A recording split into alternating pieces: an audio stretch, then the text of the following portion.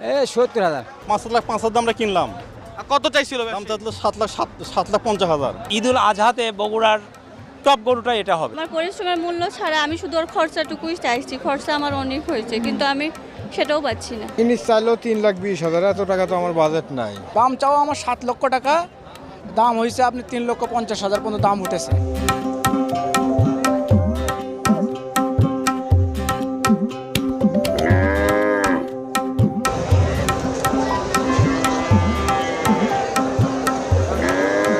সপ্তাহ বাদে ঈদুল আজহা, আর ঈদুল আজহাকে কেন্দ্র করেই বগুড়ার কুরবানির পশুর হাটগুলো জমে উঠতে শুরু করেছে।